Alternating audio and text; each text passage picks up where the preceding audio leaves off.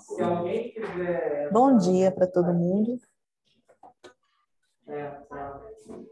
Eu vou dar um jeito de entrar pelo meu. Vou pegar meu microfone aí.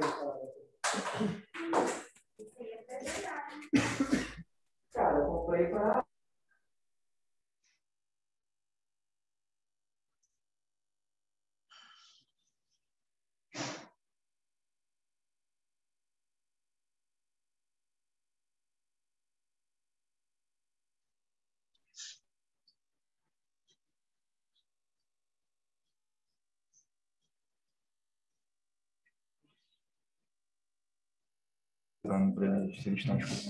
Pessoal, nós estamos testando o áudio, vocês estão ouvindo?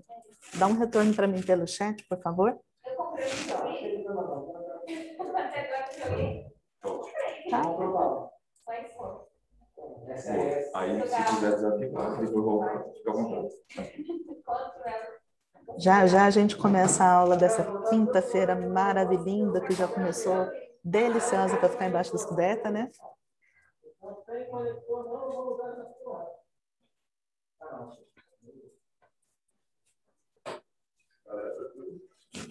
tem problema! Daí, meu filho, eu estou falando aqui, tá ok? Isso aí precisa de quê? Couro.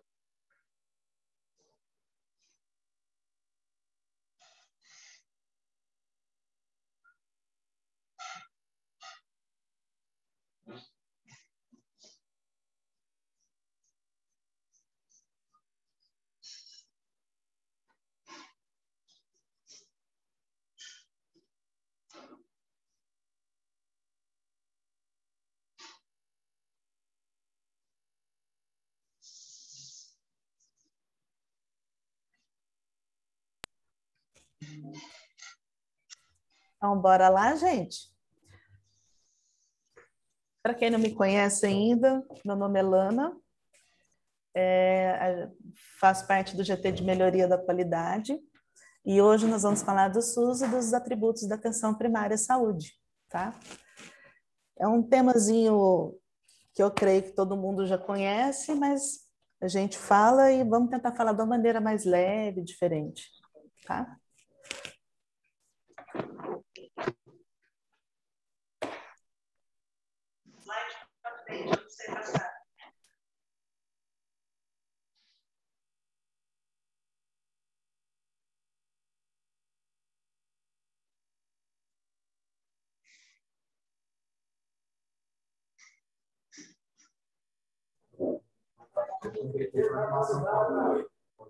Tá faltando o nosso colega Arthur nessa fotinha aí, mas daqui a pouco ele vai apresentar a segunda parte, vocês vão conhecer.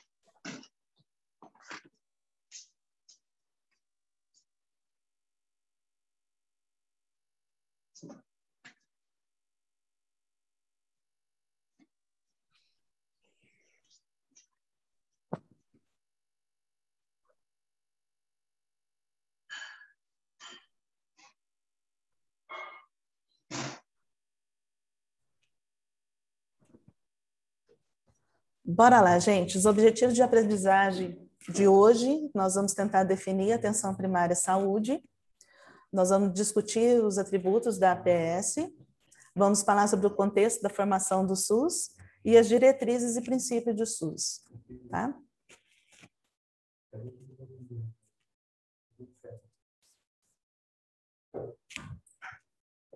Eu não estou dando conta. Foi. Foi, show.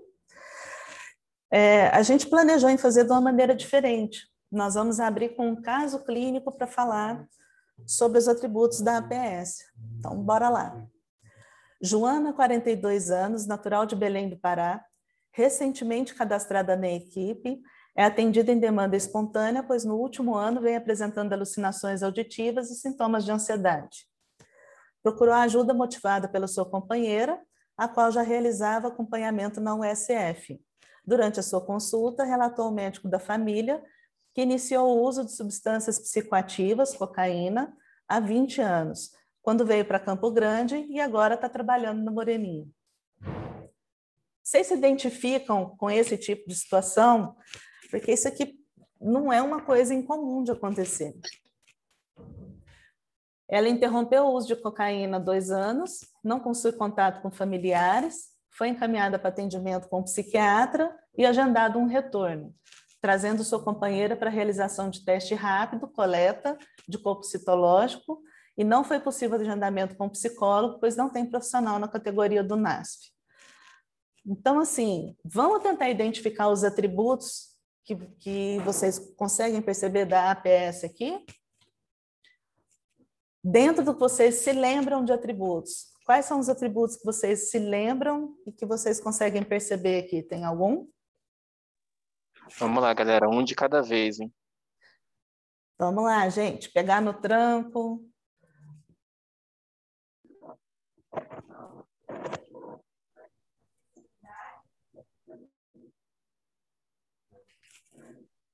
Vocês se lembram quais são os atributos da APS? Gente, caiu na prova de residência.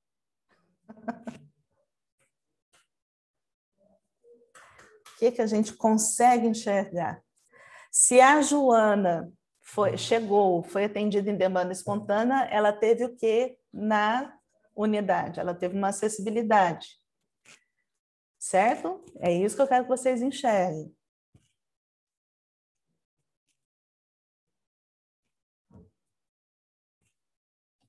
Ô, gente, vamos tomar um café, comer um pão de queijo, para melhorar esse trem, que vocês estão muito dormindo. Bora lá.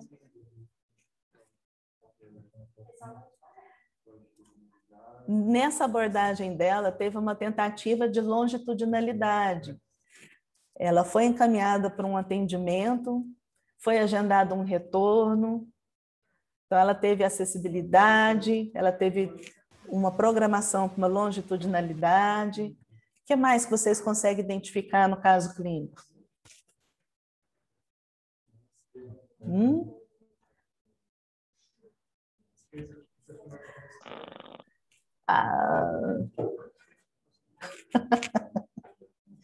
Gente, eu entendo. Já estive do lado do 6 por várias vezes. Do lado de cá também é massa de estar.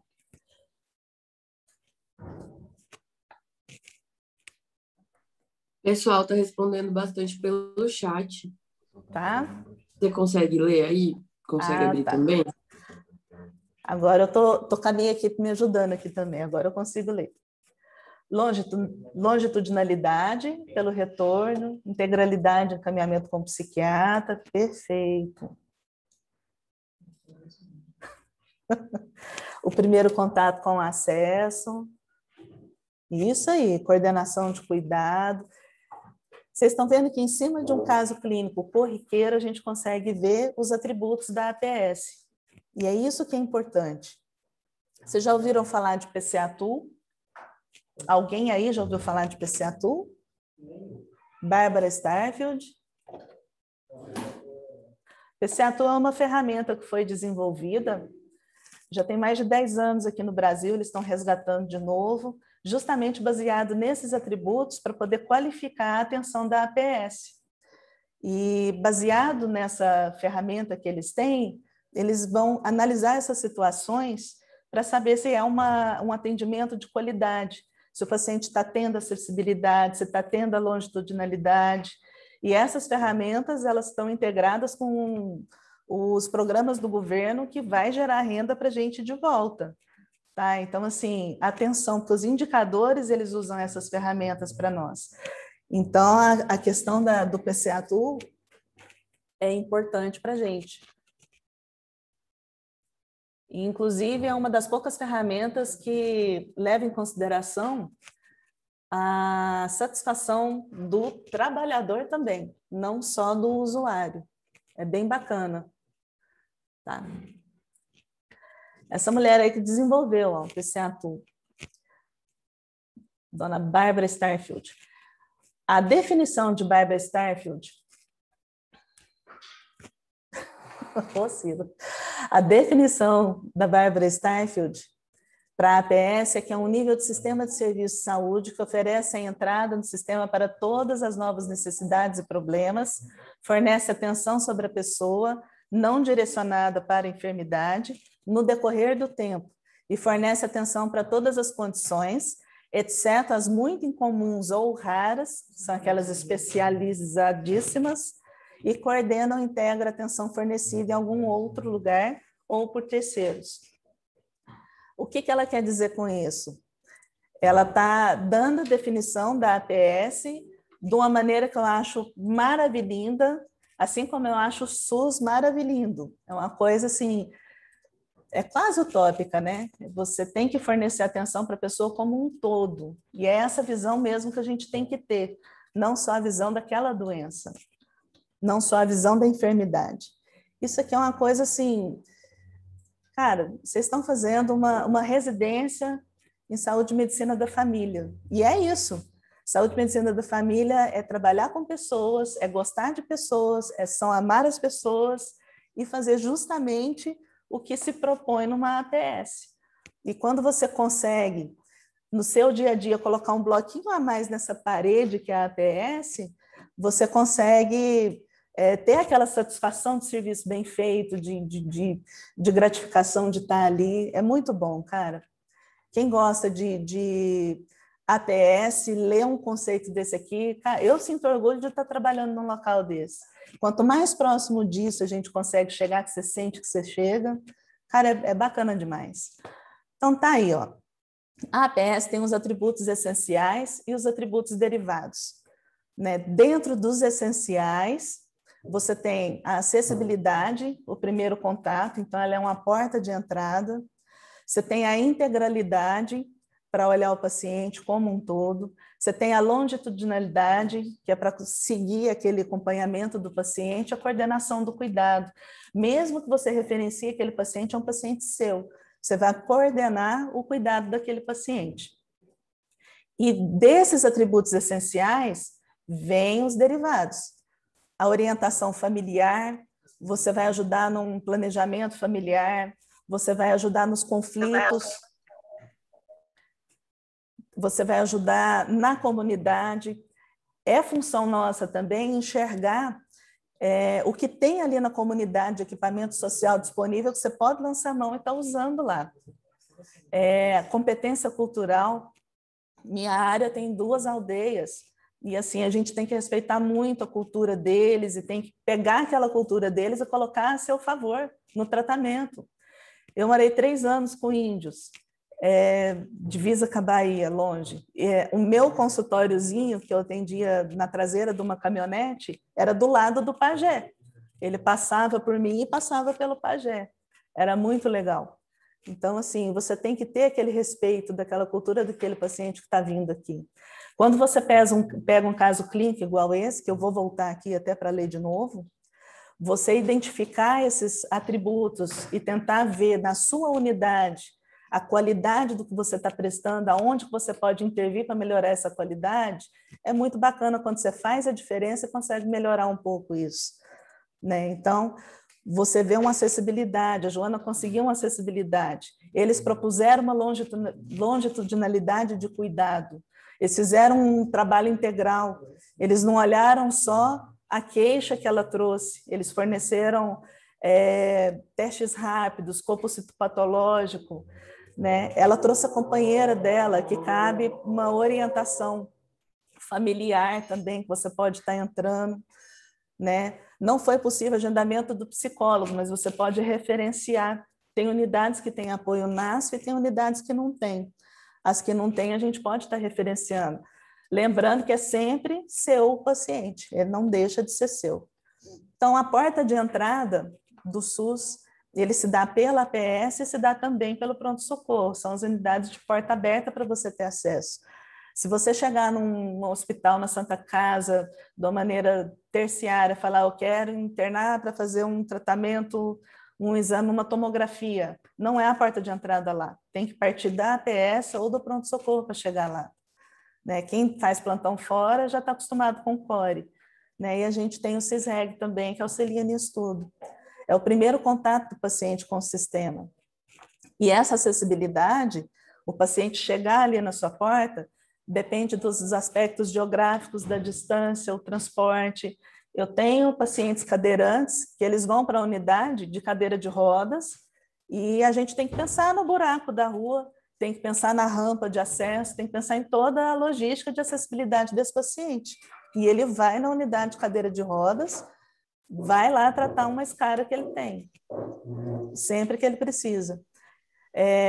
A questão da agenda, demanda, flexibilização de horário, né? Quantas vezes a gente imagina uma forma de trabalho para atender a saúde do homem num horário mais estendido, porque o homem trabalha, hoje em dia tem que pensar na saúde da mulher também, porque a mulher também trabalha, precisa de um horário estendido também. Então, isso tudo faz parte da gente ajudar a organizar a nossa APS, né? A coordenação do cuidado, a articulação do sistema. Para você articular um sistema, você tem que saber o que tem disponível. Você tem que saber que tem um TeraSuite dentro de um TeraSuite, é um tratamento desenvolvido pela NASA, que você tem dentro de uma PAI, que você pode ter um paciente que tem indicação de usar, é um tratamento caro, que ele pode ter direito de usar e que você insere no sistema para ele usar e, de repente, você nem sabia que existia, né? Então, para você articular um sistema, você tem que saber o que tem nesse sistema para você. Gente, Campo Grande oferece muito, né? Muito, muito, muito. Então, assim, a Multi desenvolveu uns folderzinhos também sobre essa rede de cuidado, não sei se todos têm, se não tiver, busca o pessoal da Multi também, que ajuda a integrar esses serviços aqui de Campo Grande, a te contar o que tem, tá? A rede cegonha, tudo. Continuidade de informação do sistema. Você sempre tem que estar se atualizando a maneira que funciona. Hoje funciona de uma forma, outro dia vai funcionar de outra. Como que é o acesso de um paciente para o sistema de infecto? Como é que eu faço para ele aparecer lá? Como que eu solicito um exame? Outro dia eu precisei de um exame de leishmaniose, um exame às vezes diferente, vamos ligar no laboratório, saber como funciona. Não, a coleta de escala, como que é? O que eu tenho que fazer? Como que são as guias? Como que preenche uma GAL? Isso tudo a gente tem que saber para coordenar o cuidado. Tá? A APS nunca deixa de se responsabilizar, jamais, é o seu paciente, é o indivíduo que você tem que tomar conta, mesmo que você referencie. O meu paciente ele tem um problema cardiológico, mandei para o cardiologista, acabou, não quero ver mais. Não é assim. Você coordena o cuidado, né? E a prevenção desse paciente, o que mais que ele tem que fazer? E o acesso dele nesse cardiologista, ele consegue de um dia para o outro? Não é assim, ele consegue você de um dia para o outro, não o cardiologista. Então, você é a referência. Essa parte da contra-referência é muito importante. E, assim, depende muito também da gente correr atrás, né? Eu tenho o hábito, quando a gente tem um paciente que é muito complicado, que você quer saber o que está programado para aquele paciente, de escrever uma cartinha para o próprio paciente levar para o especialista e trazer para a gente a contra-referência. O próprio paciente faz isso, põe na mão dele e ele traz. E quando isso chega no especialista, muitas vezes o especialista acha fantástico isso acontecer. A gente tem um sistema de PEC que, infelizmente, não conversa com o sistema de IJA. O pessoal está pensando em colocar um sistema único, a proposta do PEC é essa. Mas quando você tem, por exemplo, saúde mental, alguns hospitais trabalham com IJA, você não tem o acesso do IJA. Então, algumas vezes a cartinha funciona, essa conversa funciona. Tá? Então, assim, o paciente não larga de ser seu. 10 a 15% que deveriam ser referenciados. O resto a gente consegue estar dentro da unidade resolvendo os problemas deles. E a gente tem que buscar formas de fazer isso. Tá? Faz parte da nossa competência fazer isso. A longitudinalidade. Você acompanha o paciente desde o pré-natal na barriga da mãe até a morte do paciente na PES. Essa é a ideia de longitudinalidade.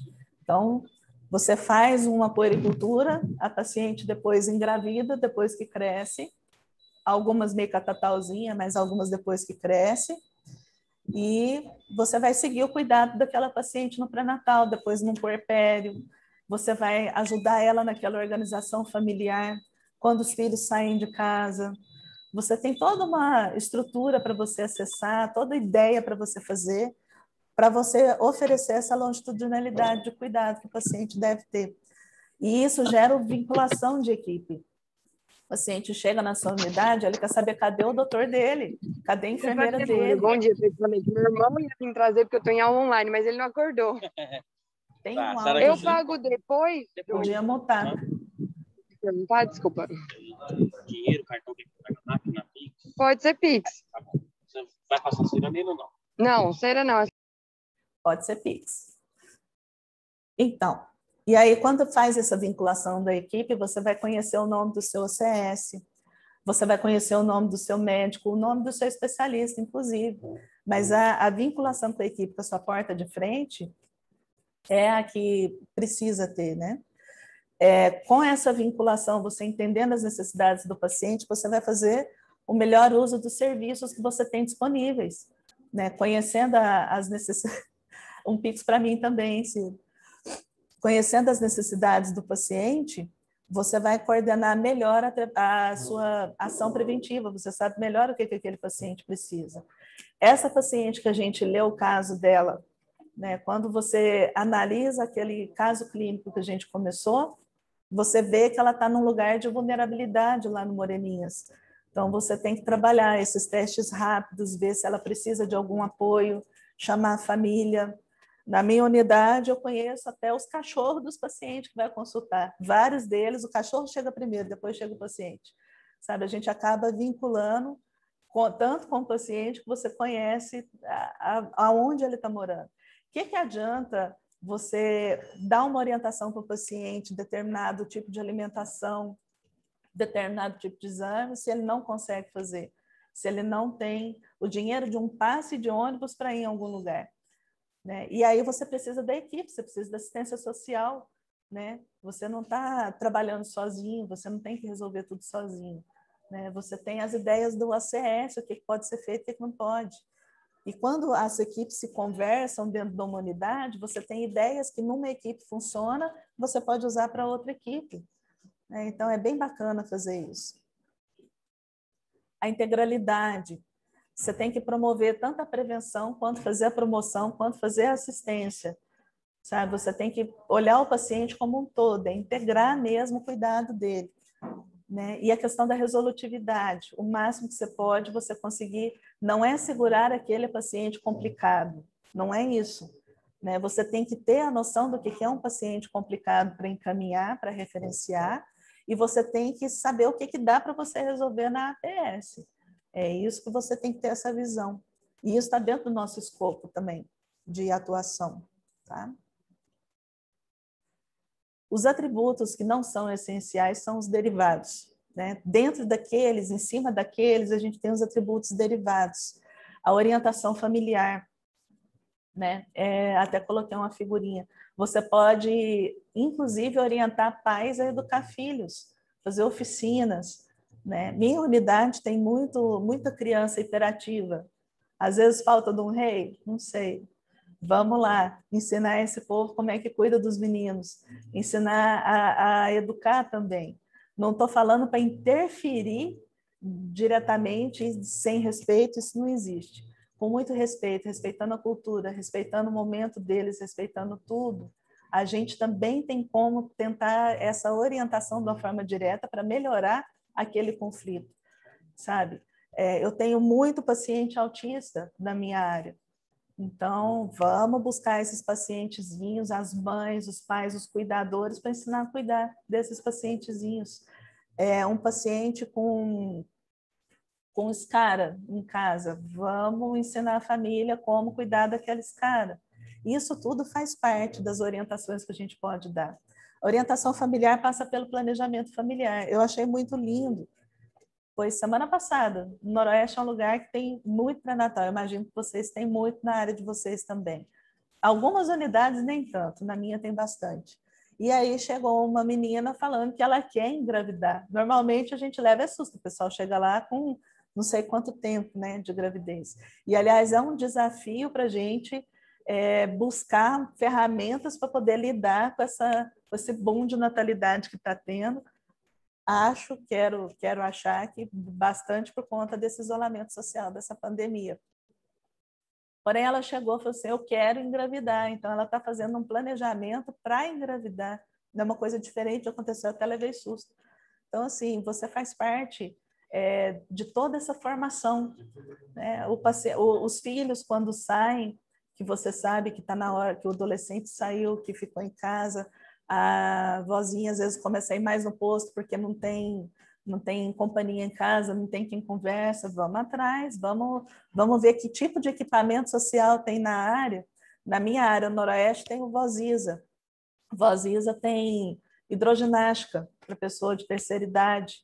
Então, é uma coisa que você tem que saber que tem para você poder oferecer para o seu paciente aquele cuidado, né? Então, assim, a gente pode fazer muito por eles. E são pacientes, às vezes, hiperusuários. Você pega aquele hiperusuário e, às vezes, banca uma oficina ali, vamos fazer esse hiperusuário ensinar alguma coisa para outras pessoas que precisam de gastar tempo também, que estão se sentindo sozinhas. Vamos fazer uma oficina de pintura, de crochê, de tricô, de algum artesanato, e colocar aquele hiperusuário para poder comandar esse pessoal, que você vai ver uma coisa muito bacana acontecer. E isso faz parte da gente saber fazer também.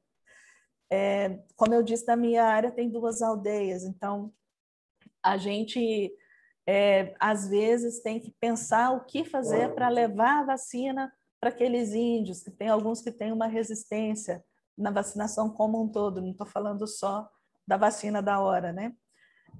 Vamos ver como que a gente faz para fazer um planejamento familiar. Ali dentro, como que é visto isso? Existe um incentivo, um desincentivo? Como é que acontece? Então, assim, a competência cultural está em respeitar as opções daqueles pacientes, que eles fazem a cultura deles, e intervir naquilo ali também faz parte das nossas atribuições. Quando você começa a usar os atributos da APS dentro do seu trabalho de uma maneira organizada, uma maneira lógica, o seu trabalho flui e rende muitos frutos, e é muito legal conseguir fazer isso, sabe? Essa época que a gente está vivendo é uma época onde eu acredito que a APS está dando um show, cara, de cuidado. A gente está conseguindo fazer muito por muita gente, sabe? A sensação que muitos podem ter é o contrário. Assim, a gente está só atendendo, mas nesse atendendo, a gente está conseguindo fazer muita coisa por eles, cara. É só você parar e pensar no fim do dia, todos os dias, o que eu fiz, por quem eu fiz, que você vai ter essa percepção também. É bem legal, bem bacana. Agora eu vou pedir a ajuda do meu coleguinha para poder inserir o Kahoot para vocês. É um questionário que eu preparei curtinho para a gente responder, para vocês responderem. Orienta o link. Ah, eu não, você falou.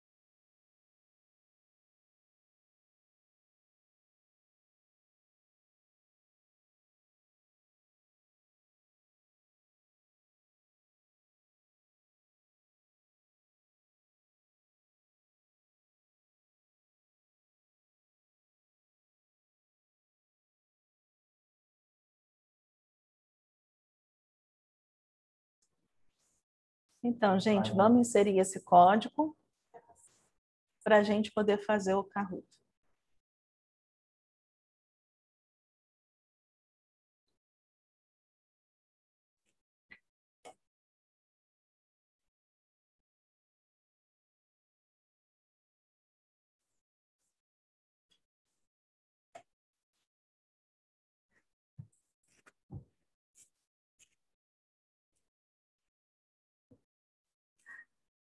Então, tem um Kahoot invertido aqui.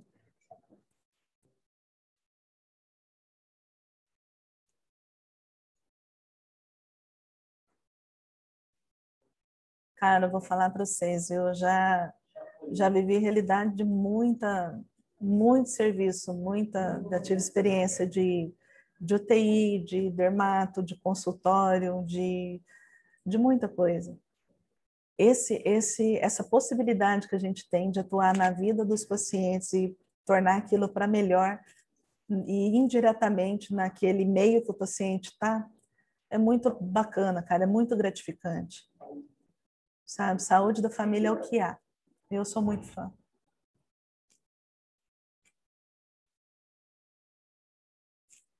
Dois, quatro, seis, 8, 10, 12.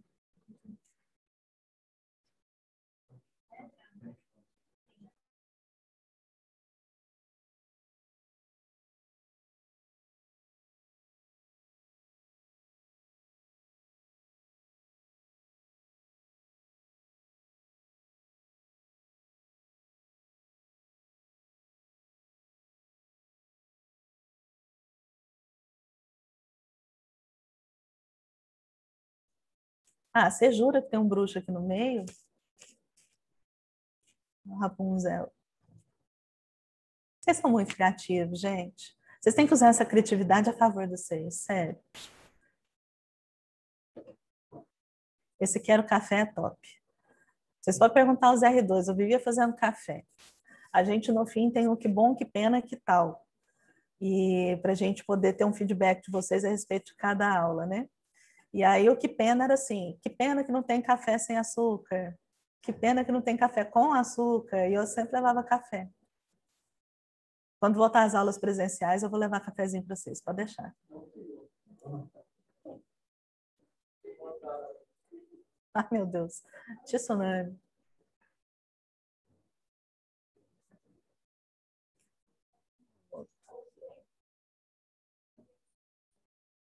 Esturrar, que achei fera.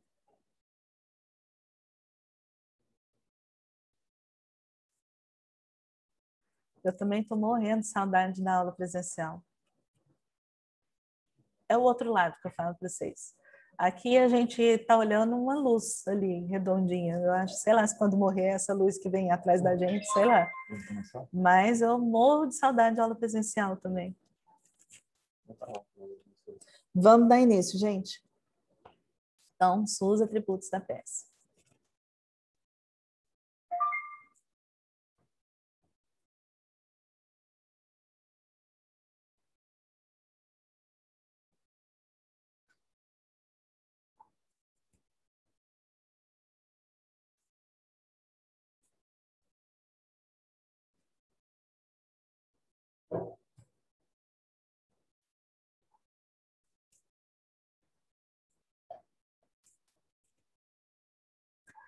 Então, atributos essenciais. O acesso ao primeiro contato faz parte de um atributo essencial. Orientação familiar, competência cultural faz parte do atributo derivado, tá? Era só para reforçar isso, costuma ser questão de prova, inclusive caiu como questão de prova para prova da CESAL, prova de concurso, tá?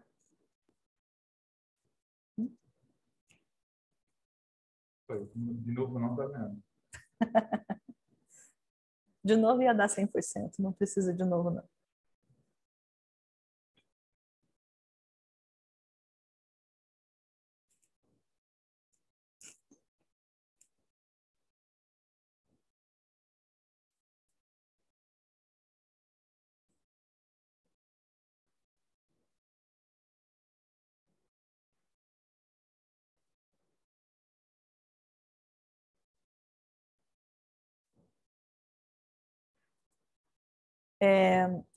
Esse PCA Tool, conforme eu comentei com vocês, é uma ferramenta, sim, construída a partir dos atributos da PS.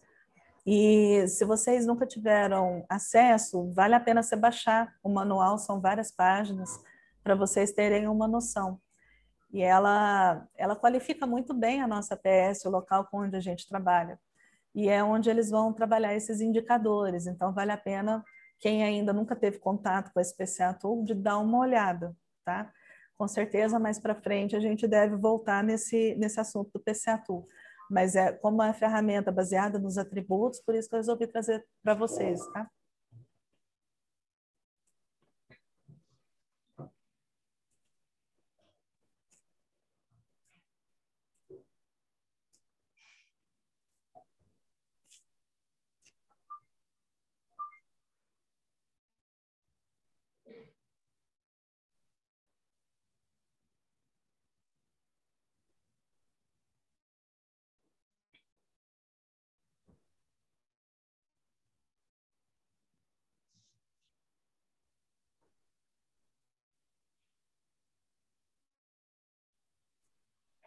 Eu não sei vocês, mas eu, quando eu pego uma prova, um concurso, uma questão onde marca todas as anteriores, eu sempre fico assim, por isso que eu pus a primeira que não era e essa que era. Mas, na orientação comunitária, a gente pode procurar a associação de moradores, escolas, igrejas, aldeias, né, áreas de lazer, é isso mesmo. Tá? A gente pode estar usando tudo isso para poder fazer as orientações, igual eu falei para vocês, oferecer, ofertar, orientar e ofertar os serviços da nossa PS. Tá? Faz parte do nosso cuidado, da nossa atribuição.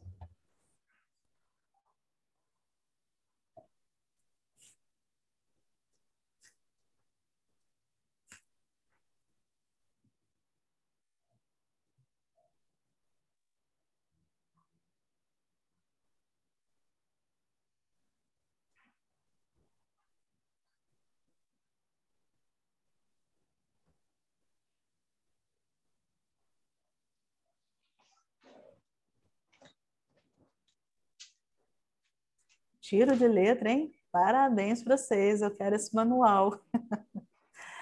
É lembrar que vocês estão lidando com seres humanos, gente, com pessoas. Pessoas são falhas e nós somos também. Né? Numa época dessa, eu já vi muita gente perder a paciência com o paciente, não é legal. Vamos entender o contexto que o paciente está, vamos entender o nosso contexto também. Nós somos pessoas, nós somos frágeis, a gente também requer cuidados. Então, assim, lembrem de respirar fundo, lembrem de fazer o seu dia a dia, um dia a dia mais gostoso, mais legal, mais leve, mais tranquilo. Só quando vocês estão bem, vocês conseguem transmitir e passar para o paciente um serviço legal, uma atribuição legal. Isso é o que vocês escolheram fazer, vocês escolheram medicina, vocês escolheram saúde da família, vocês escolheram estar onde vocês estão. Então, vamos fazer o dia a dia, vamos fazer essa escolha valer a pena. Né? A vida é curta, a vida é trem-bala, nós somos passageiros, né? Prestes a partir.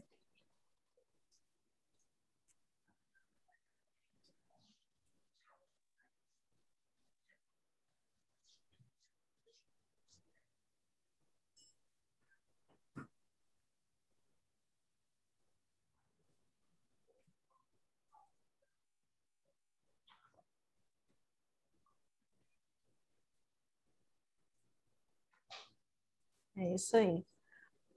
A responsabilidade é nossa. Mesmo que você referencie a sua integração do cuidado, né, a sua coordenação do cuidado, é responsabilidade de vocês. Não adianta querer se livrar do paciente. Mesmo que você referencie, o paciente é seu, a responsabilidade é sua. Tá? E eu coloquei essa questão por último, para reforçar e lembrar isso. O paciente é seu, o cuidado é seu. Tá?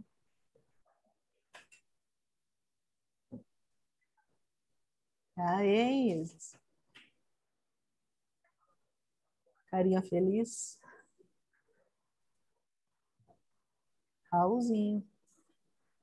Perfeito, acabou pessoal. de ganhar uma Coca-Cola. Olha só, Raulzinho acabou de ganhar uma Coca-Cola do Ciro.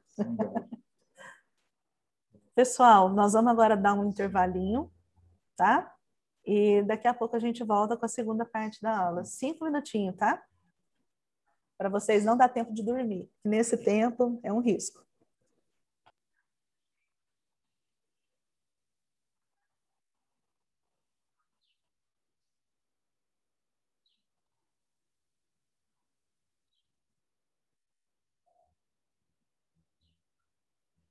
Bom dia, é a Tayana. Moça, desculpa, eu não entendi seu nome. Adrieta.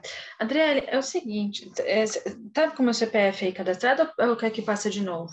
O número da carteirinha não precisa. Isso. Tá, o número da carteirinha é o 0865 0001 7075 4093. Eu quero saber se a minha cirurgia do oftalmológica já foi autorizada.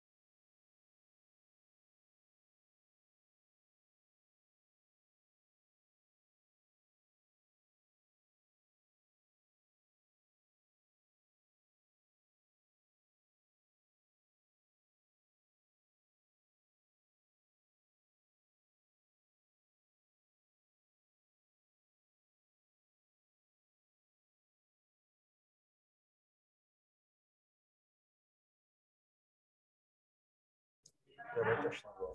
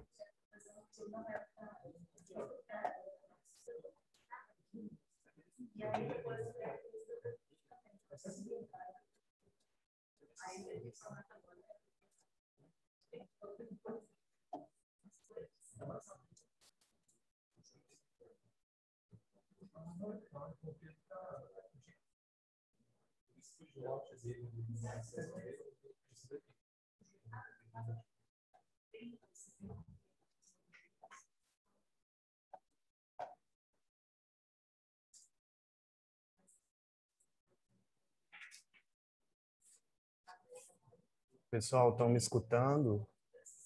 Vamos preparando já para retornar à aula. Quem estiver escutando, dá ok aí no chat, por favor, para saber que tá tudo ok. Beleza. Eu sou Arthur, preceptor na unidade de Tiradentes, para quem ainda não me conhece. Iniciei aqui no programa tem mais ou menos um mês e vou ser o novo integrante do GT de Melhoria de Qualidade, fazendo a estreia aqui na aula com vocês hoje, beleza? Vamos seguir falando sobre o SUS, que é o nosso sistema de saúde, né? E para a gente pensar no SUS, nós do GT pensamos em propor essa matriz, né, que é a matriz SWOT, que propõe pensar nas forças que são os aspectos positivos, as oportunidades, né, e como aspectos negativos as fraquezas e as ameaças ao SUS, beleza? Queria que vocês falassem pelo chat o que com base assim, no conhecimento prévio de vocês sobre o SUS, sobre o sistema de saúde, o que vocês pensam primeiro como forças do SUS? Vamos colocando aí. Não tem certo, não tem errado, é o que vocês acharem mesmo, para a gente ir trabalhando em cima disso. Primeiro, as forças do nosso sistema de saúde.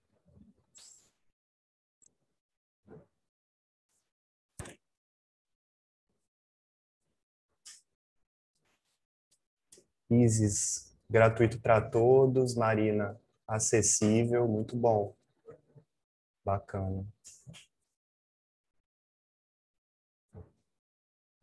Essa longitudinalidade, que é um dos atributos, né, da APS, que a Alana explanou para a gente. Show. Beleza. Oportunidades, o que vocês pensariam como oportunidades? Acaba mesclando com forças, né, também, dentro dos fatores positivos. Marina trouxe inúmeros tratamentos disponíveis, a gente vai falar sobre isso nos atributos do SUS, bacana. Porta aberta, universal, beleza. Longitudinalidade, a Rose trouxe. Acompanhamento multiprofissional, muito bom. Então, aí como oportunidades e forças. Beleza. E pensando nas fraquezas e ameaças ao SUS, o que vocês pensam?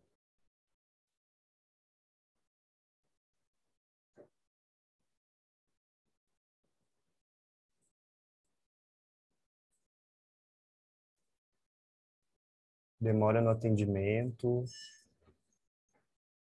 questão da dificuldade do acesso, né? Pela demora.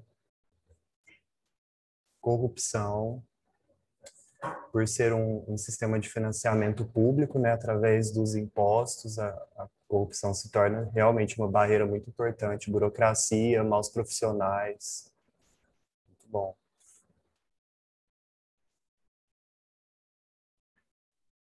desvalorização pelas autoridades, lista de espera por exames essenciais.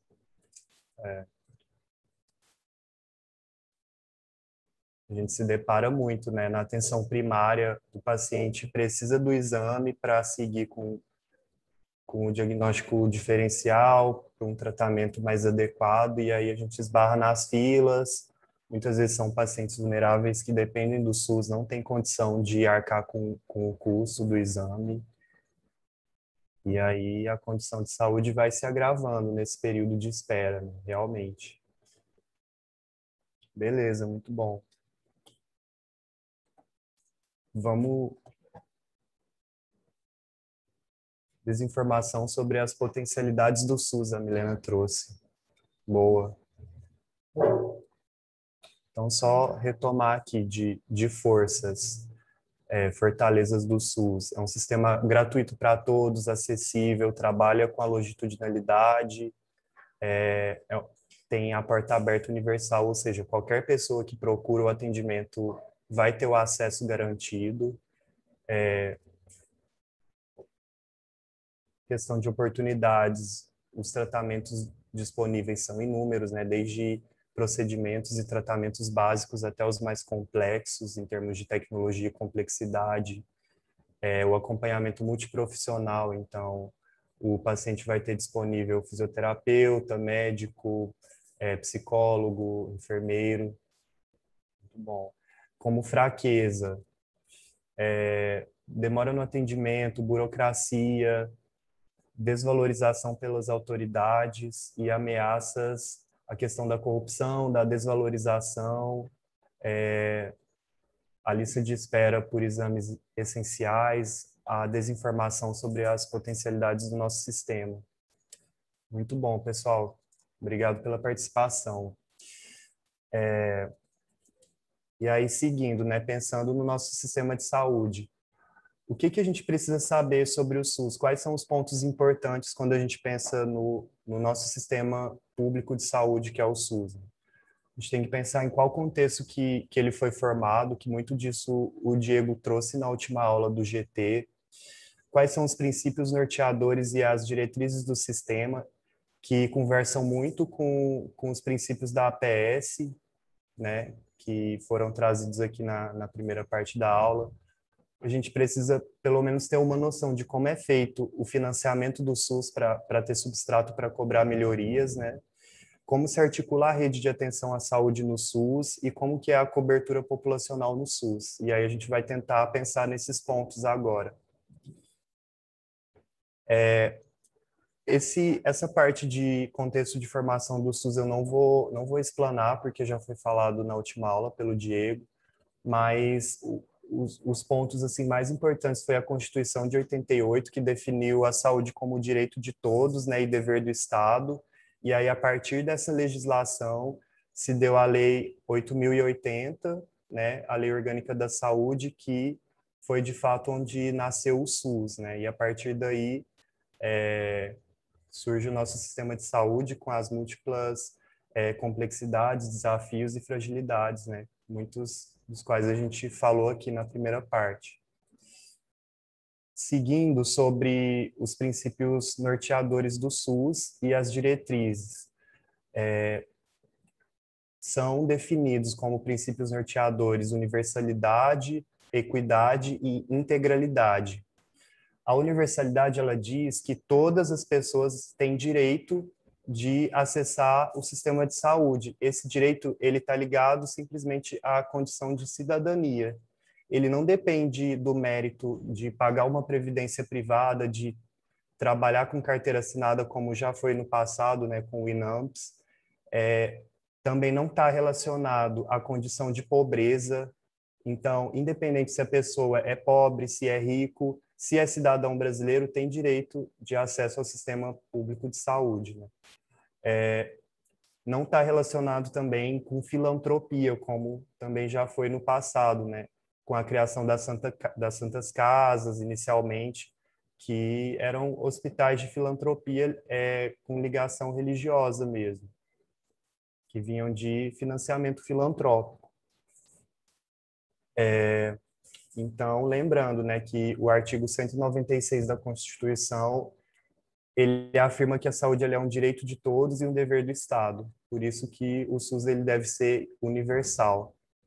A equidade já diz respeito a tratar desigualmente o que é desigual, porque a gente sabe que a população ela não parte de um princípio de igualdade, né? As pessoas, os grupos populacionais diferentes têm necessidades diferentes de saúde. Então, a gente, enquanto sistema, tem que se atentar para as necessidades coletivas e individuais. E os investimentos eles têm que ser mais direcionados para onde a iniquidade é maior. Então, significa dar prioridade para quem tem mais necessidades. Não dá para tratar todo mundo da mesma forma, porque as pessoas são diferentes e as populações têm necessidades diferentes.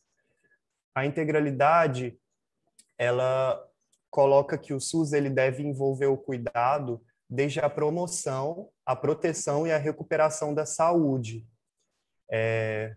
Então, assim, o SUS ele tem que trabalhar desde a prevenção com ações comunitárias, coletivas, de rastreamento, a prevenção do câncer de colo de útero, né? O rastreamento com a mamografia, as imunizações, pensando em prevenção e ações de saúde populacionais. Mas ele também tem que pensar em ações de saúde individuais. Então, ele também tem que tratar o indivíduo que já se apresenta doente e que tem necessidades pontuais de atendimento de saúde. Né? Então, ele não se restringe só à prevenção, nem só a tratamento, ele integra todo esse cuidado. E aí, dentro das diretrizes do SUS, tem a descentralização, a regionalização e hierarquização e a participação da comunidade. A descentralização, ela corresponde a uma busca por adequar o SUS à diversidade regional do Brasil, que é um país continental. Então, as decisões sobre o SUS, elas não devem estar centralizadas no governo federal em Brasília. Elas têm que ser tomadas em cada município, cada estado e no Distrito Federal, por meio das secretarias de saúde. Então, cada região vai ter necessidades diferentes, demandas diferentes, e aí por isso que é importante essa descentralização. A regionalização, ela aproxima a gestão municipal dos problemas de saúde e das condições de vida que estão presentes nos distritos e regiões que compõem o município. Então, quanto mais perto da população a gestão está, maior será a capacidade de identificar as necessidades de saúde e a melhor forma de fazer realmente a gestão dos recursos e dos serviços para aquela população. Então, o SUS ele tem que estar disponível em todo o território, nos interiores, em populações ribeirinhas, não só nas capitais. E a hierarquização corresponde à organização da rede, né, por nível de complexidade, que aí compõe a atenção primária, secundária e o nível terciário e quaternário. E uma forma também de integrar esses três níveis para que eles conversem entre si na coordenação do cuidado do paciente. E a última diretriz do SUS diz respeito à participação da comunidade, né? Que também foi regulamentada na legislação do SUS de 1990, e aí ficou definido que o SUS ele tem que ter participação popular em cada esfera de governo, seja os conselhos municipais de saúde, as conferências de saúde. Ele precisa ter representantes que representam, né, que estão inseridos na população, para que se garanta que o Estado escute a sociedade civil na formação e na gestão dos recursos para o SUS. Beleza? Seguindo, o financiamento do SUS. É uma questão complexa, né, que a gente que está na assistência, a gente não entende muito de financiamento público, de gestão de sistema de saúde, mas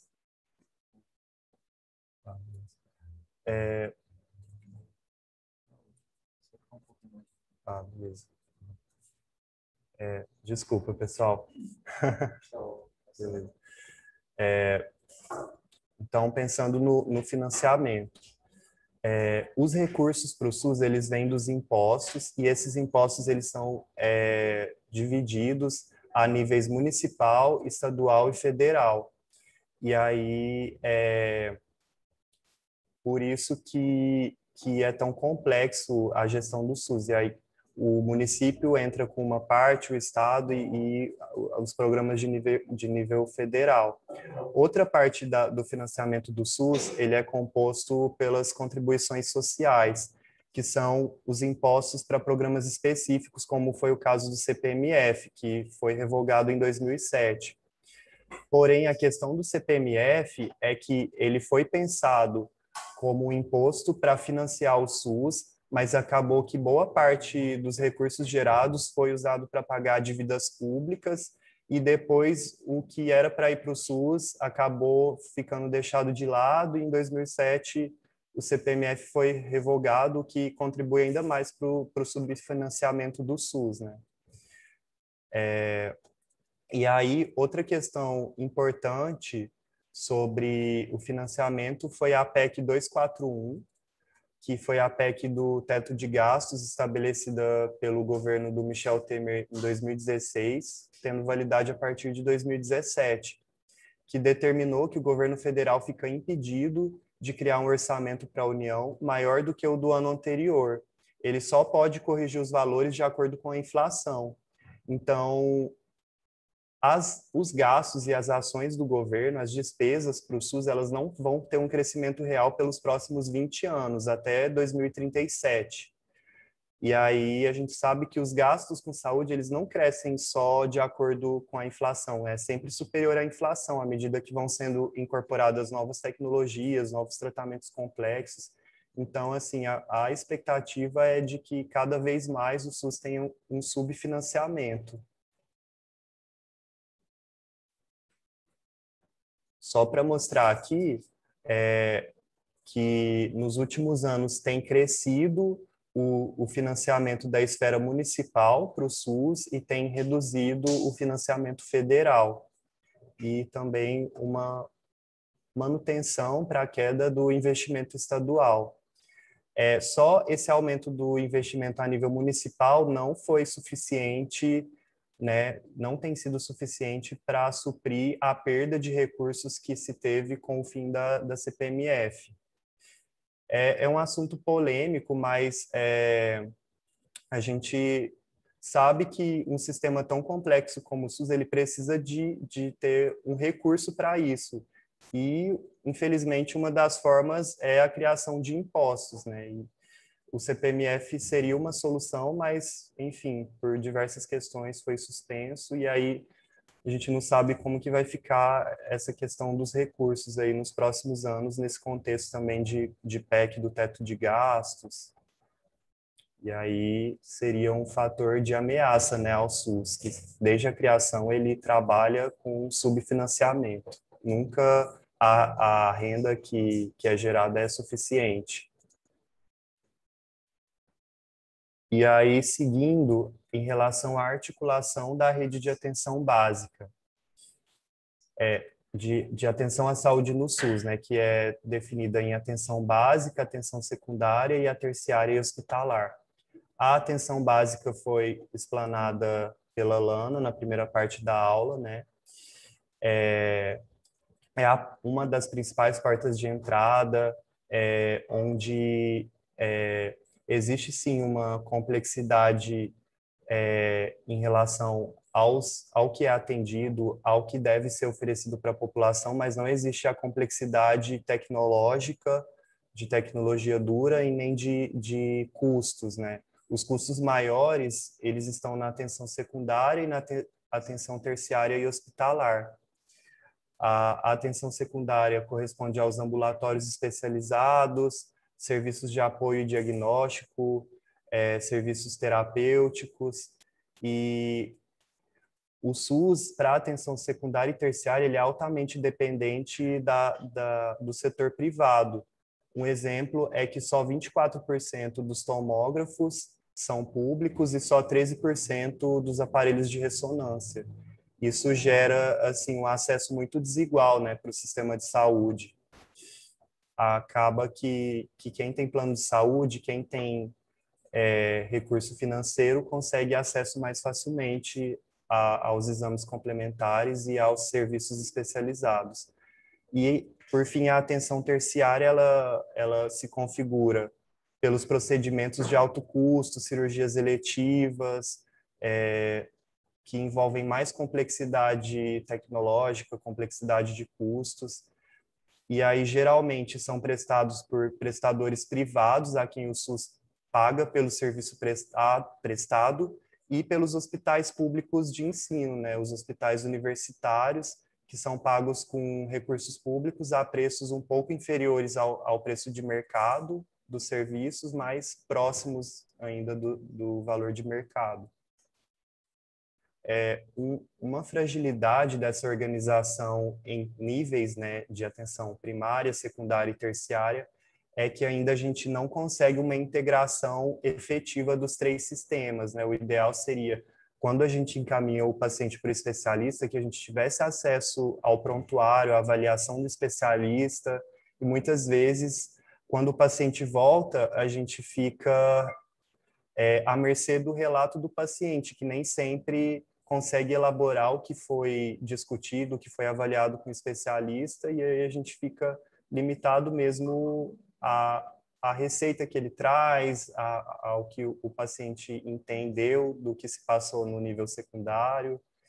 A gente não consegue essa integração mais efetiva e o cuidado acaba ficando fragmentado e perdido. Muitas vezes, o primeiro acesso que deveria ser pela APS acaba sendo na atenção secundária hospitalar, se perde a coordenação do cuidado, e isso entraria como fragilidades do SUS. Pensando no final sobre acesso e cobertura populacional, só o fato, né, da criação do sistema público de saúde, né, no SUS, já ampliou muito o acesso da população ao sistema de saúde.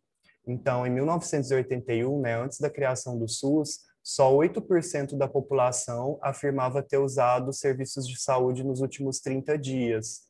E aí, em 2018, esse número já foi de 14,2% que afirmava ter usado serviços de saúde nas 2 últimas semanas. Isso configura um aumento de 174% no uso de serviços de saúde. Então, olhando retrospectivamente antes da criação do SUS e um dado mais atual, né? Já melhorou muito o acesso.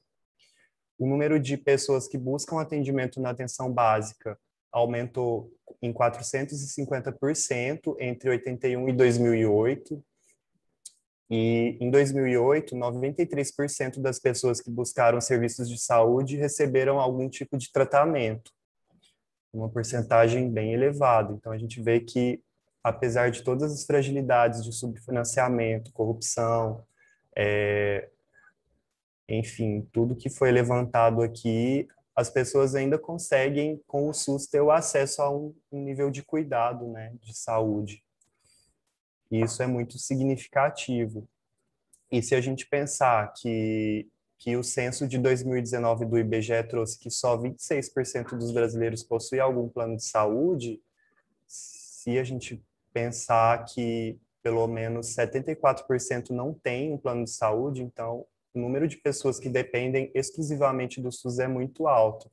E se não fosse garantido um sistema público, o que ia ser dessas pessoas, né?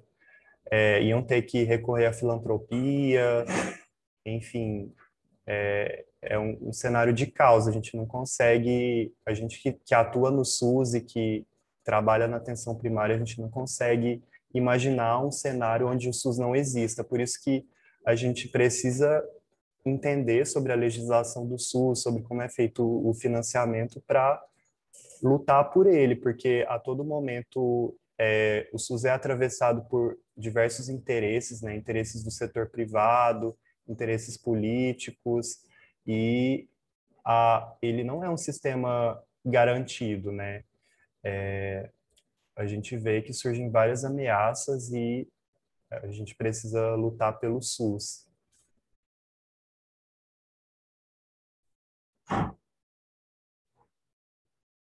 Beleza. Algum comentário, alguma pergunta antes de passar para essa parte final?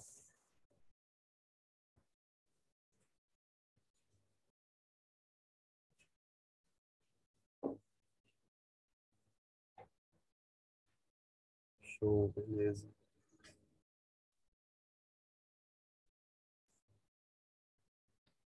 Vamos lá, pessoal. Hoje a aula foi mais curtinha. Agora, 9h36. Quem começa? Que pena, que bom e que tal? Podem falar no chat se vocês não se sentirem à vontade para ligar o microfone e a câmera. Mariana, que bom que foi uma aula sucinta e muito didática. Show, bacana.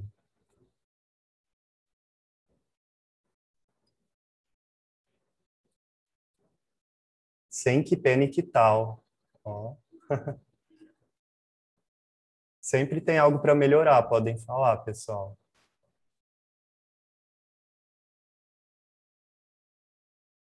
Que bom, discussão importante que vivenciamos bastante na prática. Gostei bastante também. Beleza. Que tal mais Kahoot? Não, o Samir não concordou.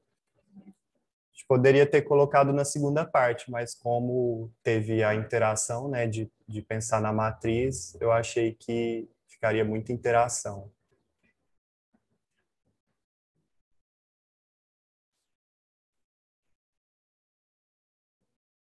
Aula objetiva e quiz, sucinta e didática. É um tema maçante, né? Se a gente esgotar tudo que tem, acho que acabaria ficando monótono e entediante. A gente procurou ser mais sucinto. Que pena que não teve café, realmente. Só quando voltarem as aulas presenciais para a gente conseguir o café.